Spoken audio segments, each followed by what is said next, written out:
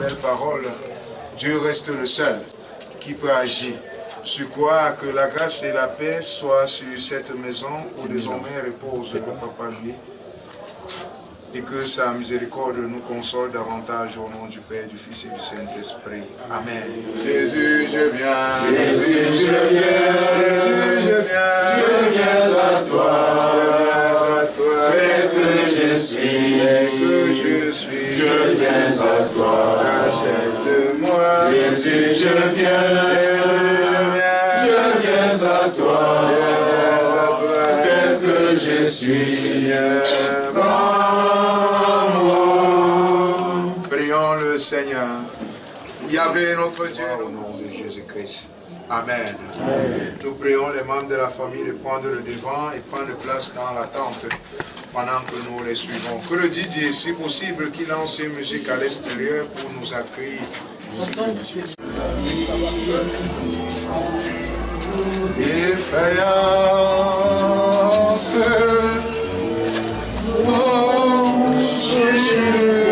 Chaque jour,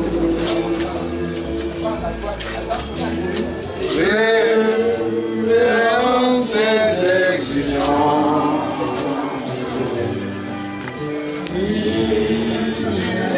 mes chansons d'amour.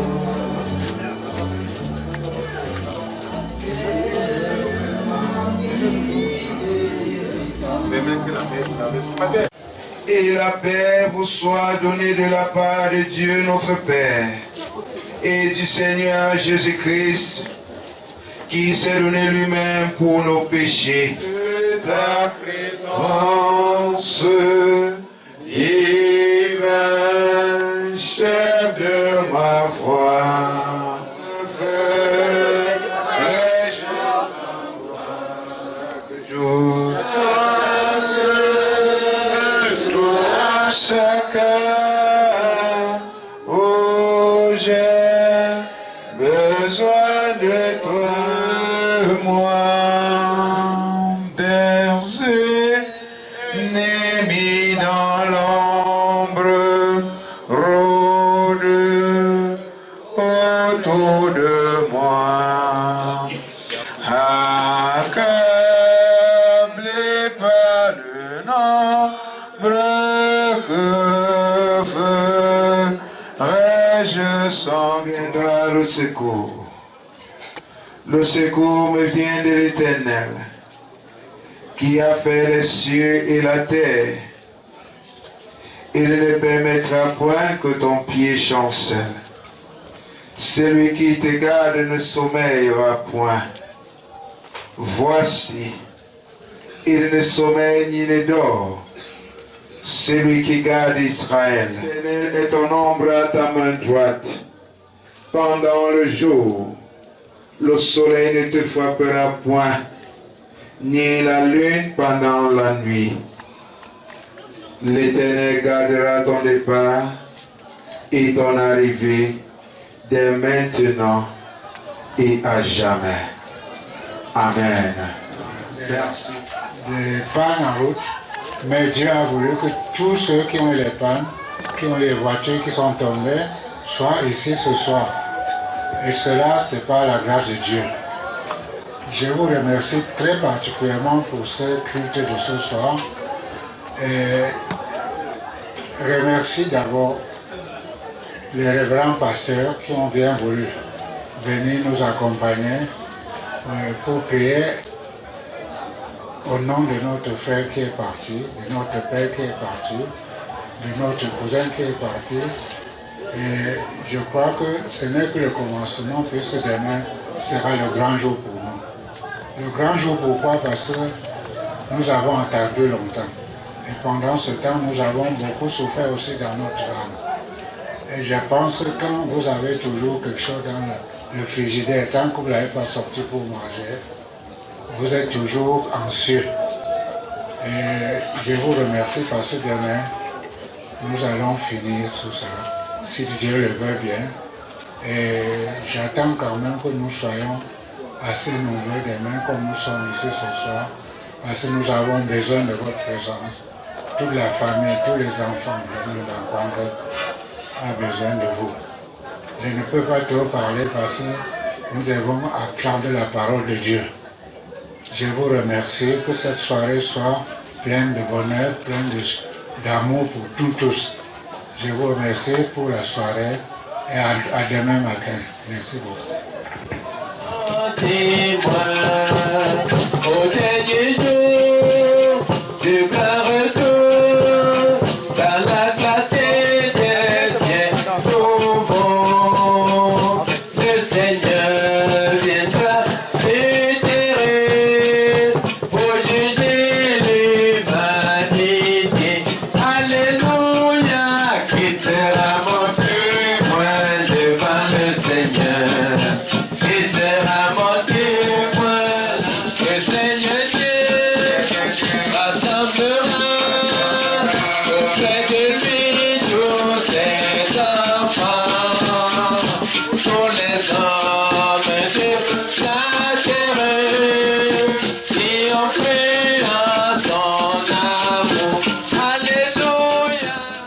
Pour notre vaillant père et frère qui nous quitte à l'âge de 88 ans.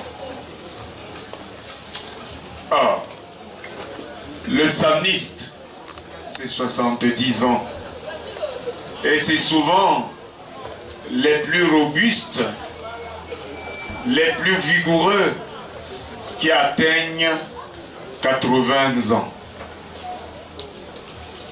À 88 ans, notre père a donc été parmi les plus vigoureux, avec donc un bonus, suivez mon regard, de 18 ans. Nous rappelons que selon les récentes estimations, l'espérance de vie est de 50 ans en moyenne dans notre pays en particulier et dans notre continent, l'Afrique en général. C'est dire que la grande partie de nos populations n'atteignent même pas les 70 ans de vie normale, selon la Bible. Dans tous les cas, le psalmiste constate que toute vie humaine passe et Dieu seul demeure.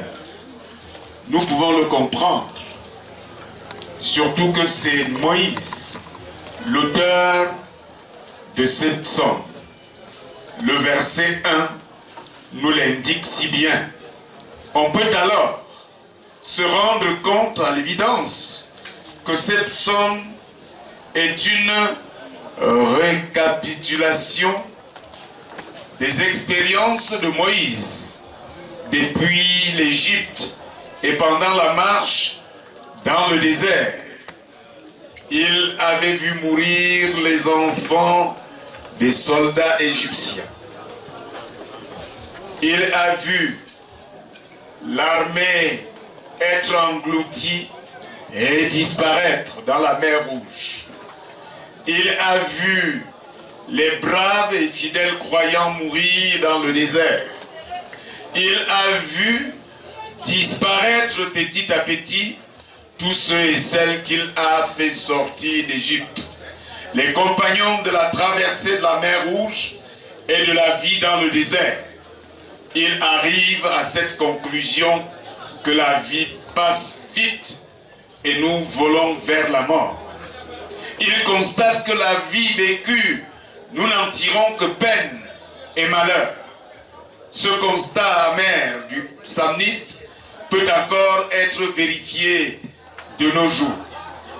Que des suicides, que des assassinats, que des vies désespérées, que des vies sans vie, trouvons-nous autour de nous.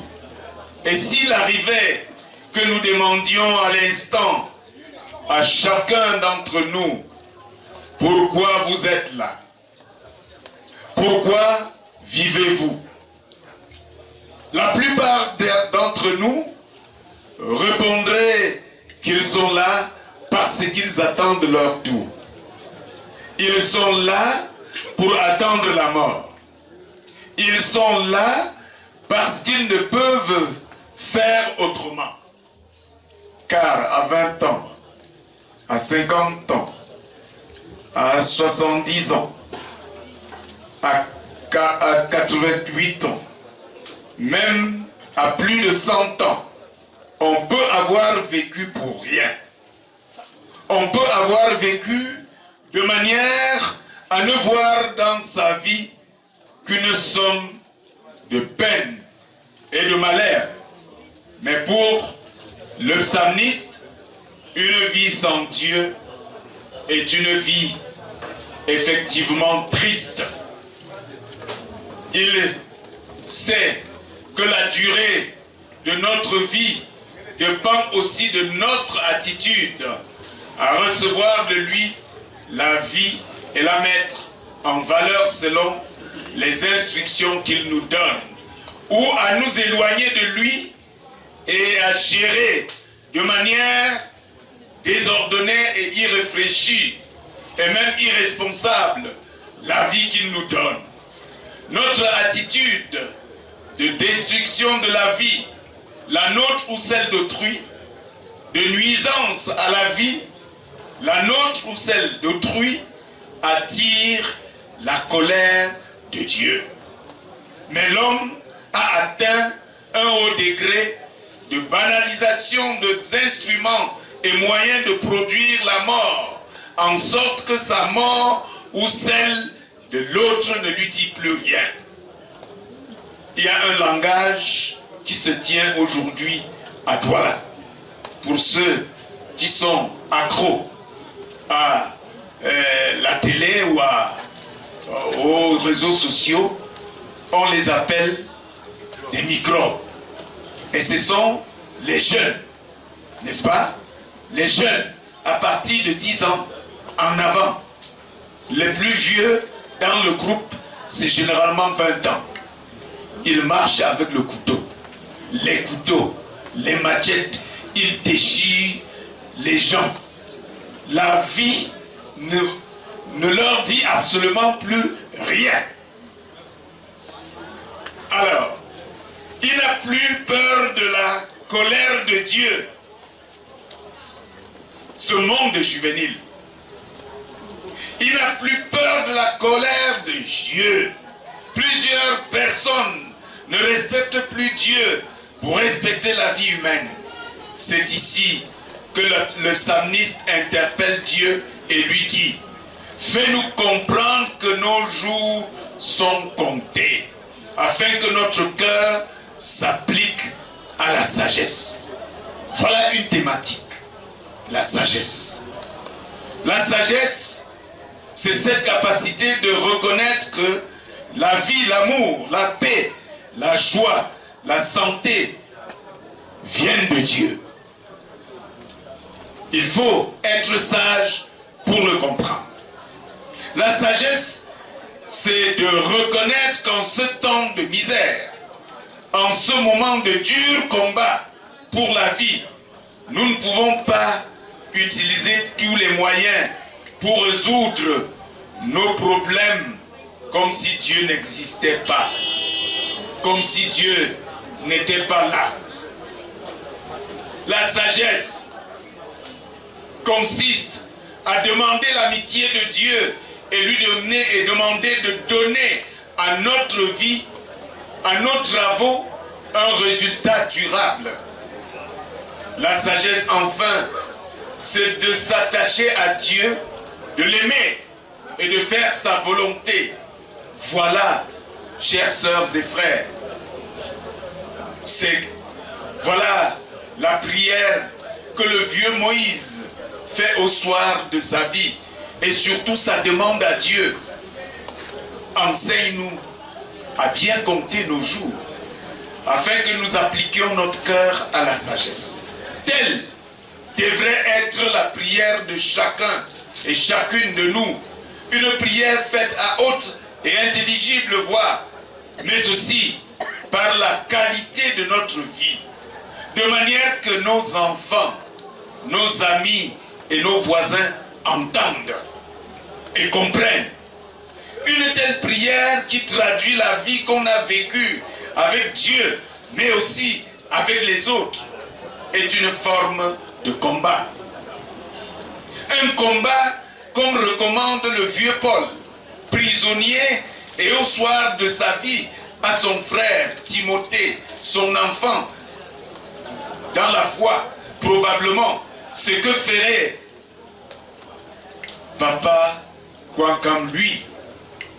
Oui, notre brave et combattant pour la foi, pour une vie avec Dieu. Notre vaillant père et frère qui nous a quittés, il a terminé son combat. Il peut aussi demander à ses enfants, à ses amis, à ses voisins et ses collègues de la mairie de Manjo, ses collègues piéteurs de la CNPS, qui l'ont vu, qui l'ont connu, de continuer le combat, le bon combat de la foi, de l'amour, de l'unité et de bonnes relations. Nous sommes alors invités à prendre la relève et à dire comme Moïse, Paul et notre Père, Papa Kouankam lui, en Christ, parce que Dieu nous a appris à compter nos jours pour être sages. Nous avons combattu et nous continuerons à combattre le bon combat de la foi. Voilà, bien-aimés, ce que le Seigneur nous a donné de rassembler aussi bien dans les psaumes que dans la lettre de Paul à Timothée pour apporter comme substance à cette veillée, pour que le Seigneur, à travers cette méditation, vous console grandement. Consolez-vous donc par ces paroles. Amen. Veuillez vous lever pour qu'ensemble nous confessions notre foi chrétienne par le symbole des apôtres en disant: Que ta volonté parfaite s'accomplit en chacun de nous, que nous ne soyons jamais loin de toi, mais toujours dans ta présence. Guide-nous, Seigneur, dans la sagesse et enseigne-nous à bien compter nos jours, afin que nous nous appliquions nos cœurs à la sagesse comme le psalmiste nous l'enseigne. Nous croyons, Seigneur, que tu es celui qui nous fortifie, qui fortifie nos frères et sœurs qui sont en chemin et qui nous retrouveront demain matin. Seigneur, nous te confions toutes ces personnes, même nos services de demain, afin que ta volonté soit faite et que toute la gloire te revienne. Nous croyons que tu es celui qui restaure et qui guérit. Que la gloire te soit rendue pour tout ce que tu feras encore dans nos vies, aujourd'hui et pour toujours. C'est dans le nom précieux de Jésus-Christ, notre Seigneur et Sauveur, que nous t'avons ainsi prié, lui qui nous a appris à te dire: Notre Père qui est aux cieux, que ton nom soit saint. Nous a dit: enseigne-nous à bien compter nos jours, afin que nous appliquions notre cœur à la sagesse. Ayant obtenu cette sagesse, nous devons combattre le bon combat. Ici, il ne s'agit pas d'un combat avec le couteau, la machette ou les armes. Non. Combat de justice, combat de l'amour, pour que les familles dispersées se rassemblent. Les frères et les sœurs qui ne se saluaient pas retrouvent le chemin de la réconciliation. Voilà le combat que nous recommande le Seigneur. Et si vous avez compris, avec l'imposition des mains des pasteurs ici, recevez maintenant la bénédiction. La paix de Dieu qui surpasse toute intelligence soit et demeure dans vos cœurs.